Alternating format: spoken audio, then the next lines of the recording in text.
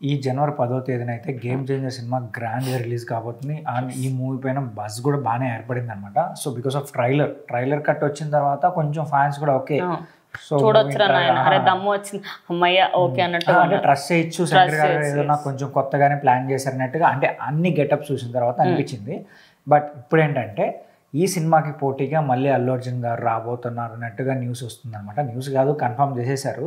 So ఇప్పుడు కొంతమంది fans ఏం ఫీల్ అవుతున్నారంటే ఇప్పుడు రావడం అవసరమా ఎందుకండి అంటున్నారు. సో ఖచ్చితంగా ఎందుకు అవసరం లేని దాన్ని అంటే 1800 కోట్లు వచ్చాయి, ఇద్దరు ప్రాణాలు పోయాయి, ఒకరేమో ఒకరు ప్రాణం పోయింది, ఇంకొకరు హాస్పిటల్లో. అవసరమా ఈ టైంలో? ఆల్రెడీ డిస్ట్రిబ్యూటర్లు ఏడుస్తున్నారు, హిందీ వాళ్ళు, ఏపీలో అయితే డిస్ట్రిబ్యూటర్లు ఇప్పటికీ కూడా మాకు రిటర్న్సే రాలేవండి, ఎందుకు ఇంకా సినిమా 1800 కోట్లు కొడుతుంటారు, ఏం వచ్చినాయి మరి మాకైతే రిటర్న్స్ రాలేవు అని చెప్పేసి వాళ్ళు బాధపడుతున్నారు. హిందీలోనే సుమారుగా 700 కోట్ల పైన కలెక్షన్స్ రాబట్టింది, తెలుగులో చాలా డల్ గానే నడిచింది బిజినెస్. సో మరి ఇలాంటి సిచ్యువేషన్స్లలో అంటే నాకు అదొకటే డౌట్ వచ్చింది. ఇప్పుడు మీరు మళ్ళీ రీలోడ్ చేస్తున్నారు, 20 నిమిషాలు 30 నిమిషాలు పెంచుతున్నారు, already 3 hours 30 minutes 3 hours 25 minutes ఎంతో ఉంది సినిమా. అదే నాకు చాలా బోర్ కొట్టింది నిజానికి. దాన్ని ఇంకా సరే మీరు ఎక్స్టెండ్ చేద్దాం అనుకుంటున్నారు, ఫస్ట్ చేయాల్సింది కదా. అవును, అంటే ఫస్ట్ చేయొచ్చు అంటే అప్పుడు ఒకవేళ మిస్ఫైర్ అయిపోతే కొంచెం డ్యూరేషన్ ఎక్కువైందని చెప్పి లాగ్ ఎక్కువైందని చెప్పి ఇప్పుడు కూడా అవుతుంది కదండి. ఇప్పుడు ఎట్లా అంటే నేను చూసానండి, నేను ఎంతకు చూసాను, నేను ఫస్ట్ డే నేను 3rd day or 4th day ఎప్పుడో కొంచెం రేట్స్ తగ్గాయి అని తెలిసినప్పుడు వెళ్ళినా నేను అప్పటికి 400 పెట్టిపోయినా, 400-500 పెట్టిపోయినా.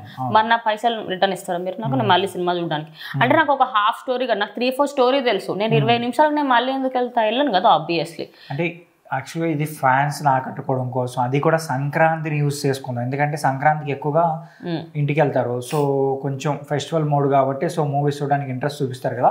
ఆ టైంలో ఏమైనా ఫ్యాన్స్ కొంచెం ఇంట్రెస్ట్ చూపిస్తే ఈ మూవీ మళ్ళీ కలెక్షన్స్ పెరగచ్చు అని చెప్పి 2000 కోట్లు కూడా ఒక రౌండ్ ఫిగర్ అయిపోతుంది అంటే క్యాలిక్యులేషన్స్ కూడా చూస్తున్నారు. కానీ ఇంకోటి మీకు అంతగానం పెంచుకోవాలనుకుంటే ఓటీటీకి ఇవ్వాల్సింది, అనిమల్ మూవీకి మనం అట్లనే ఇచ్చారు. వాళ్ళ ప్లాన్ కూడా ఇంకో విధంగా కూడా ఉంది. ఇప్పుడు మన తెలుగులో అయితే 3 సినిమాలు రాబోతున్నాయి సంక్రాంతికి, కానీ హిందీ వరకు చూసుకున్నాం అనుకోండి గేమ్ చేంజర్ ఒకటే వస్తుంది, ఇంకా చెప్పుకోదగ్గ పెద్ద సినిమాలు అయితే రావట్లేదు ఈ సీజన్లో. సో వాళ్ళు కూడా అక్కడ పెద్దగా సంక్రాంతి ఫెస్టివల్ అంతగా వాళ్ళు సెలబ్రేట్ చేసుకోకపోయినా బట్ సంక్రాంతి ఫెస్టివల్ అయితే జరుగుతుంది అనమాట.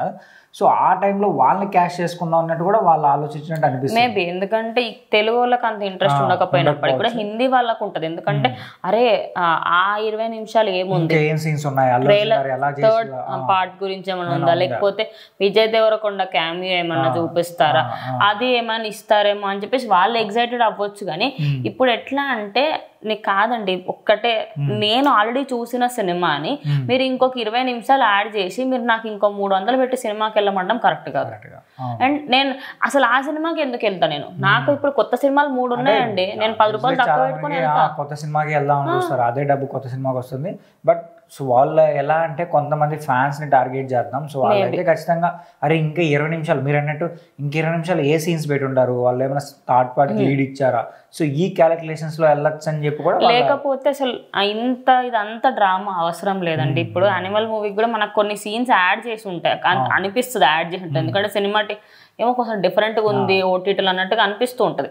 కానీ ఇప్పుడు వీళ్ళు కూడా అదే చేస్తే అయిపోయి. నిజానికి January 9th వీళ్ళు ఓటీటీకి రావాలి, కానీ ఇంకా వాళ్ళ నుంచి ఎలాంటి రెస్పాన్స్ లేదు, బికాస్ వాళ్ళు మార్చుకున్నారు. అంటే వాళ్ళు ఓటీటీ ఈ డేట్ వస్తున్న టైంలో ఏమైపోయిందంటే ఈ ఐనాక్స్ పీవీఆర్ వాళ్ళు కొంచెం అబ్జెక్షన్ చేశారు. సో మీరు ఎంత త్వరగా ఓటీటీకి వచ్చారనుకోండి మా కలెక్షన్స్ డ్రాప్ అవుతాయి, సో అందుకని చెప్పి అక్కడ అబ్జెక్షన్ చేయడం వల్ల వీళ్ళు ఇంకా 56-52 డేస్ ఎక్స్టెండ్ చేసుకుంటే అయిపోయింది. అక్కడికి ఉన్నదాన్ని అలానే వెళ్ళనివ్వండి.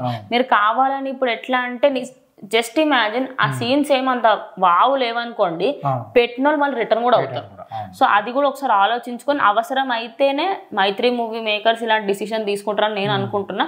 లేదు ఇంకా మాకు డబ్బులే ఇంపార్టెంట్ అనుకుంటే ఏమన్నా చేసుకోవచ్చు. చూద్దాం మరి. ఒకవేళ January 11వ తేదీన మళ్ళీ పుష్ప 2 మూవీ రీలోడెడ్ వర్షన్ రాబోతుంది. సో దీనికి మళ్ళీ కరెక్షన్స్ ఎంత వస్తాయని చెప్పి వెయిట్ చేసి చూడాలి. సో దీనిపైన మీరేమనుకుంటున్నారో కూడా కామెంట్ చేసి చెప్పండి.